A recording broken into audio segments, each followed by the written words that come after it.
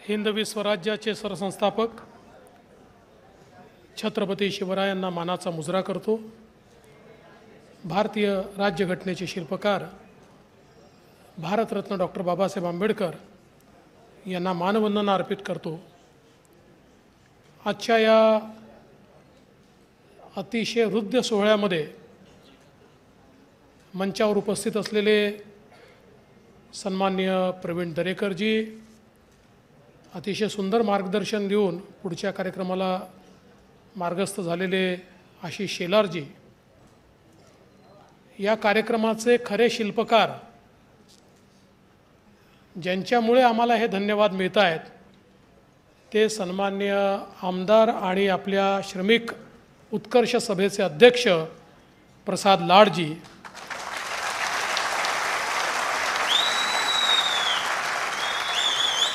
सन्माननीय अनिल डिगीकरजी, भालचंद्र साळवीजी, संजय घाडीगावकरजी, रोहित केणेजी, राजेश शिरवाडकरजी, बाबा कदमजी, राजेंद्र पाटसुटेजी, मंचावरील सर्व मान्यवर आणि या ठिकाणी उपस्थित सर्व कर्मचारी भगिनी आणि बंधूंनो,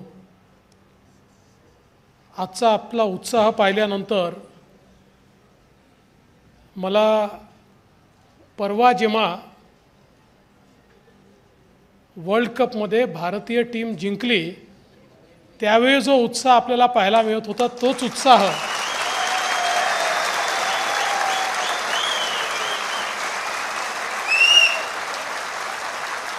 आज या ठिकाणी पाहायला मिळाला। आणि तुम्हाला मी सांगतो की आम्ही जे राजकीय लोक आहोत, आमचं खरं खाद्य जर काही असेल ना तर तुमचं प्रेम आहे आणि तुमचा उत्साह आहे। तुमच्या उत्साहाने आम्हाला अजून करण्याची एनर्जी येते आणि आजचा कार्यक्रम हा खरोखर अशा प्रकारची ऊर्जा देणारा कार्यक्रम आहे। मी प्रसाद लाड यांचे मनापासून अभिनंदन करेन। एखादं काम हातात घेतलं की त्याचा सातत्याने पाठपुरावा करायचा आणि ते काम करून घ्यायचं, ही प्रसाद लाडांची हातोटी आहे। आणि युनियनचं काम हातात घेतल्यानंतर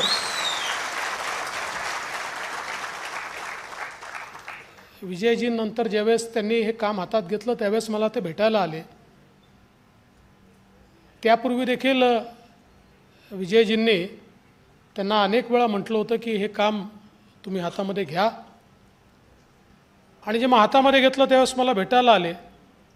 मी त्यांना सांगितलं की हे चांगलं काम आहे पण याच्यात खूप मेहनत करावी लागते। मी स्वतः अनेक वर्ष युनियन चालवले आहेत, त्यामुळे याच्यामध्ये काही शॉर्टकट नसतात। खूप तुम्हाला त्याच्या पाठपुरावा करावा लागेल, मेहनत करावी लागेल, पण ती क्षमता त्यांच्यामुळे असल्यामुळे त्यांनी ते काम स्वीकारलं। आणि आज या कार्यक्रमातनं एखाद्या कर्मचारी युनियनचा नेता कसा असावा याचा वस्तुपाठ हा प्रसाद लाड यांनी आपल्यासमोर दाखवून दिला।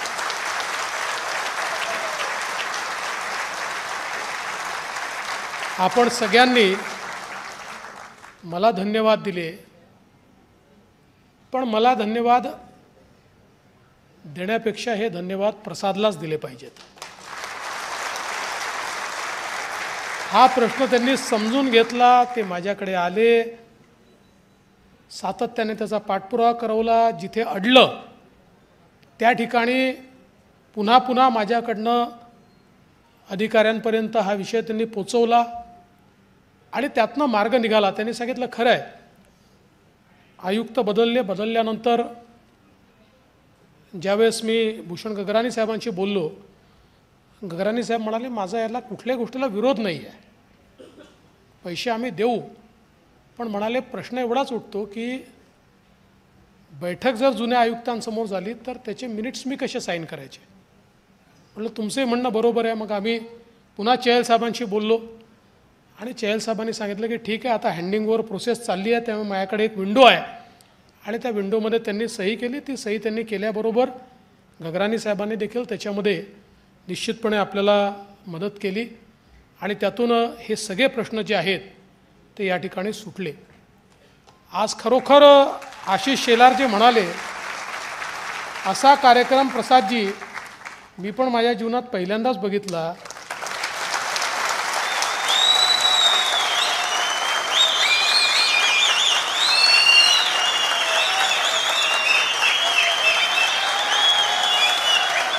तुम्हाला एक सांगू का, तुमच्या शिट्ट्या ऐकल्यानंतर मी कॉलेजच्या जीवनात पोचलो. मला शिट्टी नव्हती वाजवता येत, पण मला एकदम आठवलं की तेजाब पिक्चर लागला होता आणि अख्खा वर्ग आम्ही 3 वेळा पाहायला गेलो. आणि जेव्हा 1 2 3 गाणं लागायचं 1 2 3 तेव्हा अशा शिट्ट्या वाजायच्या.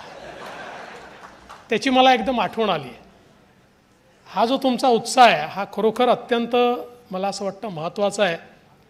आणि सगळ्या प्रकारे म्हणजे कोणाला टेम्पररीमध्ये आणणं, कोणाला परमनंटमध्ये आणणं, कोणाचं त्या ठिकाणी प्रमोशन करणं, ग्रॅच्युइटीचे पैसे.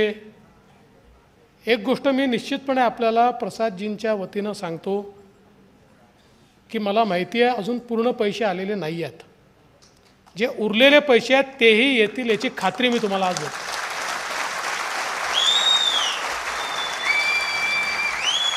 तुमच्या कामाची आणि तुमच्या मेहनतीची पायी न पै तुमच्या खात्यामध्ये पोचवल्याशिवाय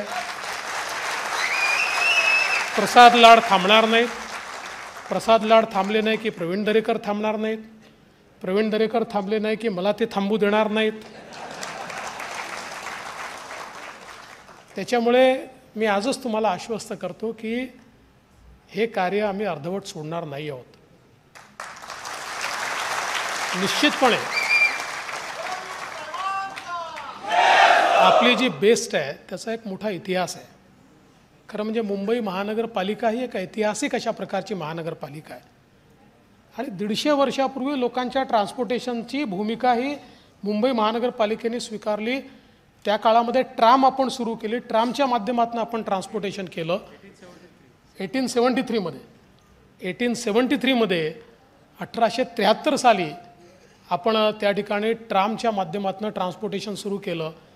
तिथपासनं तर आज आपण या ठिकाणी पोचलेलो आहोत.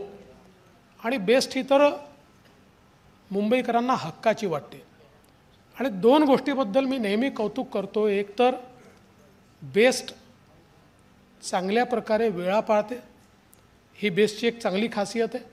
आणि दुसरं, मुंबईकर तुम्ही देशातल्या कुठल्याही शहरात जा, त्या शहरामध्ये कुठेही बस स्टॉपवर तुम्हाला लाईन लावून चढणारे लोक दिसणार नाही. हे मुंबईकरच आहेत की जे शिस्तीमध्ये, प्रत्येकाला आपल्या घरी जायची घाई असली तरी शिस्तीत उभे राहतात, लाईनीत उभे राहतात आणि त्या ठिकाणी बसमध्ये चढतात. आणि ही एक प्रकारे मुंबईची लाईफलाईन आहे. ज्यावेळी आपण इथे मेट्रोचं काम सुरू केलं, ज्यावेळी आपण त्या ठिकाणी आपल्या सबअर्बन रेल्वेचं स्ट्रेंथनिंग चालू केलं, त्याची कॅपॅसिटी वाढवणं सुरू केलं, त्यावेळी अनेकांनी विचारलं की मग आता बेस्टचं काय होणार. मी त्यांना त्याच वेळी सांगितलं की बघा, जर ट्रान्सपोर्टेशन सिस्टीम एखाद्या शहरामध्ये यशस्वी करायची असेल तर त्या ठिकाणी सगळे मोड ऑफ ट्रान्सपोर्ट हे जेव्हा तुम्ही इंटिग्रेट करता, कुठल्याही व्यक्तीला 500 मीटरवर कुठलं ना कुठलं ट्रान्सपोर्टेशनचा मोड मिळाला पाहिजे आणि कुठलेही 2-3 ट्रान्सपोर्टेशनचे मोड त्याला बदलावे लागले तरी तिथपासनं तो आपल्या गंतव्याच्या 500 मीटरपर्यंत पोचला पाहिजे, तर लोक पब्लिक ट्रान्सपोर्ट यूज करतात. आणि म्हणून जगाच्या पाठीवर ज्या ठिकाणी मेट्रो आहेत, ज्या ठिकाणी सर्व सबअर्बन रेल्वे आहेत, त्या मेट्रो आणि सबअर्बन रेल्वे याकरता यशस्वी झाल्या की त्या ठिकाणची बस सिस्टीम ही पण तेवढीच एफिशियंट आहे. कारण या सगळ्यांना त्या ठिकाणी एक प्रकारे पुरवठा करणारी जर सिस्टीम कुठली असते तर ती बस सिस्टीम असते. फिडरचं काम ही सगळी बस सिस्टीम करत असते. कारण बस ही अशी आहे जी कुठेही जाऊ शकते, ती कुठेही पोचू शकते. आणि म्हणून मी त्याही वेळेस सांगितलं की उलट आपल्याला जर मुंबईच्या ट्रान्सपोर्टेशन सिस्टीमला एफिशियंट करायचं असेल तर आपल्याला बेस्टला अजून अधिक स्ट्रेंथन करावं लागेल, अजून अधिक एफिशियंट करावं लागेल. तेव्हा कुठेही इंटिग्रेटेड सिस्टीम तयार होईल की जी आपल्या संपूर्ण प्लॅनमध्ये सिंगल ॲपवर आणायचा आपला जो प्रयत्न आहे की कुठल्याही व्यक्तीला जगाच्या पाठीवर जसं आहे सिंगल ॲपने त्या सिस्टीम्स आपल्याला चालवता येतात. आता ही गोष्ट खरी आहे की बेस्टच्या संदर्भात काही प्रमाणात त्याचा तोटा होतो, पण एक गोष्ट आपण लक्षात घेतली पाहिजे, जगाच्या पाठीवर कुठलीच ट्रान्सपोर्टेशन सिस्टीम अशी नाही की जी फायद्यामध्ये आहे. कारण ट्रान्सपोर्टेशन सिस्टीम ही फायद्याकरता चालवायची नसते, ती लोकांना सोय देण्याकरता चालवायची असते. आणि आज विचार करा, जर ट्रान्सपोर्टेशन सिस्टीम नसेल, पब्लिक ट्रान्सपोर्ट नसेल आणि सगळ्यांनी स्वतःची वाहनं वापरायचं ठरवलं, 1 इंच तरी मुंबई पुढे जाईल का? किती मोठ्या प्रमाणात प्रदूषण मुंबईमध्ये होईल, कुठल्या शहरात होईल. आणि म्हणून या ज्या सगळ्या कॉस्ट असतात त्या आपण कधी विचारात घेत नाही. हे खरं आहे की वेगवेगळ्या प्रकारचे प्रयत्न करून हे लॉसेस कमीत कमी कसे करता येतील, किमान त्याची ऑपरेशनल कॉस्ट जी आहे ती कॉस्ट आपल्याला कशी कव्हर करता येईल, याचे वेगवेगळे मार्ग शोधले पाहिजेत. आणि मी मगाशी डिगीकर साहेबांशी बोलत होतो त्यावेळेस मी त्यांना सांगितलं, आणि आपल्यापैकी अनेकांना अनुभव आला असेल, पण मी अनेक वर्ष डिगीकरांना ओळखतो. डिगीकर हे अतिशय कल्पक आणि निर्णय घेणारे अधिकारी आहेत. त्यामुळे तुमच्याकडनं माझी अपेक्षा आहे की आपल्याला ही जी सिस्टीम आहे ही स्ट्रेंथन करण्याचा एक होलिस्टिक प्लॅन तयार केला पाहिजे. मी तुम्हाला आश्वस्त करतो, तुम्ही प्लॅन तयार केला तर त्या प्लॅनला जो काही फायनान्शियल सपोर्ट आहे तो फायनान्शियल सपोर्ट हा महापालिकेतनं आपण मिळवून देऊ, तो राज्य सरकारकडनं मिळवून देऊ आणि तो केंद्र सरकारकडनं देखील मिळवून देऊ. किमान जो काही या प्लॅनचा कॅपेक्स आहे हा कॅपेक्स कसा कव्हर करायचा जेणेकरून पुढच्या ऑपेक्समध्ये तुम्हाला प्रॉब्लेम येणार नाहीत, या संदर्भातले निर्णय हे आपल्याला निश्चितपणे करता येतील. मला असं वाटतं की एक असा जर निर्णय आपण तयार केला आणि नॉन फेअर बॉक्स आपला रेव्हेन्यू आपल्याला कसा वाढवता येईल याचा विचार आपल्याला मोठ्या प्रमाणात करता येईल. मगाशी प्रसादनी जे सांगितलं की आपल्या ज्या चांगल्या जागा आहेत त्या योग्य प्रकारे डेव्हलप करून त्या जागा डेव्हलप करण्याच्या पाठीमागे पॅसेंजरची सोय वाढणं, बेस्टची सोय वाढणं आणि बेस्टला इन्कम मिळणं अशा प्रकारची मानसिकता असली तर त्या डेव्हलपमेंटमध्ये फायदा आहे. कोणाच्या तरी घशात ते घालायचे अशा प्रकारची जर मानसिकता असेल तर त्याचा फायदा नाही आहे. पण मला विश्वास आहे की अशा प्रकारे जर एक चांगलं मॉडेल आपण तयार केलं तर निश्चितपणे या सगळ्या वेगवेगळ्या नॉन फेअर बॉक्स गोष्टीतनं आपण त्या ठिकाणी आपले लॉसेसही कव्हर करू शकू आणि बेस्टची एफिशियन्सी देखील आपल्याला वाढवता येईल. आणि मग हे सगळं जर झालं तर आज तुमच्यासमोर जे प्रश्न असतात, अनेक वेळा आता इतकी वर्ष आम्ही सरकारमध्ये काम करतो आहे, वेगवेगळ्या त्या ठिकाणी पदांवर काम केलं, महापालिकेत देखील काम केलं. साधारणपणे प्रशासनाची मानसिकता असते की आजचं मरण उद्यावर ढकलायचं, पण शेवटी आपल्याकडे काम करणारे जे कामगार आहेत, कर्मचारी आहेत, त्यांचे जीवन आहे, त्यांनाही परिवार आहेत, त्यांच्याही परिवारातली काही स्वप्न आहेत. त्यामुळे नुसतं ढकलत जायचं असं न करता त्याच्यावर आपल्याला काय सोल्युशन काढता येईल, त्यांना कशा प्रकारे आपल्याला. आणि मी बघितलं आहे की आपण जर विश्वासात घेऊन जर 4 गोष्टी केल्या तर 2 गोष्टी उशिरा झाल्या तरी देखील कोणी आपल्याला म्हणत नाही, त्यांना देखील समजतं. कारण शेवटी आपले कामगार, कर्मचारी, अधिकारी हे सगळे या व्यवस्थेचा भाग आहे. सगळे मिळून बेस्ट बनते, सगळे मिळून एखादी संस्था त्या ठिकाणी बनते. आणि म्हणून मला असं वाटतं की जरूर या संदर्भात पुढच्या काळामध्ये आपण एक चांगला प्लॅन तयार केला पाहिजे. अधिक स्ट्रेंथन आपल्याला ही कशी करता येईल अशा प्रकारचा जर प्रयत्न आपण केला तर मला विश्वास आहे की अविरत ही जी सेवा बेस्टच्या माध्यमातून चाललेली आहे ती पुढच्या काळात देखील निश्चितपणे चालेल. एक अजून विषय आशिषजींनी म्हणला, BDDचं जे काम केलं, आपल्याला कल्पना आहे की जवळजवळ 25 वर्ष BDDच्या संदर्भात नुसत्या घोषणा व्हायच्या, काम कधी झालं नाही. म्हणजे BDD चाळीत राहणारा जो माझा मराठी माणूस 120 चौरस फुटात राहत होता, त्याच्या 2 पिढ्या गेल्या, पण ती स्वप्न तशीच होती. आपण निर्णय केला बिल्डरांना द्यायचं नाही, म्हाडाच्या माध्यमातून थेट करू. आज इमारत उभी झाली आणि त्या मराठी माणसाला 120 चौरस फुटाच्या ऐवजी आज त्या ठिकाणी 500 चौरस फुटापर्यंत आपण जागा ही दिली. आणि BDD चाळीचं रिडेव्हलपमेंट हे आज देशातलं अर्बन रिन्युअलचं सगळ्यात मोठं प्रोजेक्ट आहे. त्यामुळे आपण जर योग्य विचार करून योग्य मार्ग ठेवून ज्यावेळेस मला असं वाटतं की आपलं अंतिम ध्येय योग्य असतं त्यावेळी रस्ते मिळतात. जेव्हा ध्येयच चुकीचं असतं, हे याच्या घशात घालायचं आहे, ते त्याच्या घशात घालायचं आहे आणि उरलेलं माझ्या घशात घालायचं आहे, असं घशे घाल जेव्हा असते त्यावेळी त्याला कितीही चांगला मुलामा दिला तरी कोणालाच काही मिळत नाही. एक चांगलं ध्येय ठेवून जर या सगळ्या कॉलनीजच्या रिडेव्हलपमेंटचा विचार झाला तर मला असं वाटतं कामगारांना देखील त्याचा फायदा होईल आणि त्याचसोबत तुम्हाला देखील 2 पैसे त्यातनं मिळतील, ज्यातनं आपल्याला अजून या बेसच्या स्ट्रेंथनिंग करता त्यातला फायदा होऊ शकेल. मी तुम्हाला आजच सांगतो की या सगळ्या तुमच्या प्रयत्नांमध्ये जी काही तुम्हाला साथ पाहिजे मी स्वतः त्याच्यामध्ये तुम्हाला मदत करेन. आणि सगळ्यात महत्त्वाची गोष्ट अशी आहे की आपल्या राज्याचे जे मुख्यमंत्री आहेत माननीय एकनाथराव शिंदेजी, हे देखील जो गरीब आहे, जो कर्मचारी आहे, जो कामगार आहे, जो मेहनती आहे, अशा व्यक्तीचा कुठलाही प्रश्न हा जर शिंदे साहेबांकडे आपण नेला तर ते कधीच त्याला नाही म्हणत नाही, ते त्याला नेहमीच होकार देतात. त्यामुळे मी वकील आहे, त्यामुळे तुमची वकिली तिथेही करू शकतो मी, काळजी करू नका. मुख्यमंत्र्यांकडेही तुमची वकिली करून आणि वकिलीची गरजच पडणार नाही, त्यांच्यापुढे आपण जर अशी गोष्ट मांडली तर ते निश्चितपणे त्याकरता तयार होतील. हे काम आपण चांगल्या प्रकारे करू शकू. मला असं वाटतं की आज एक चांगली सुरुवात आहे. खरं म्हणजे आजचा दिवस याकरता देखील महत्त्वाचा आहे की हा कारगिल विजय दिवस आहे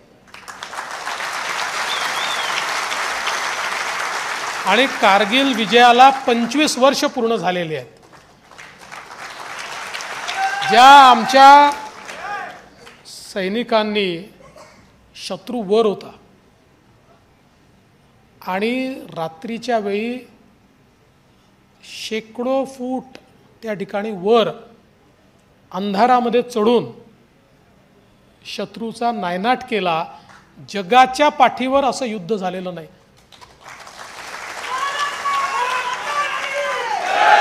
आणि म्हणून आजच्या या चांगल्या दिनी आपण आपल्या शहीदांना आदरांजली देखील देऊ.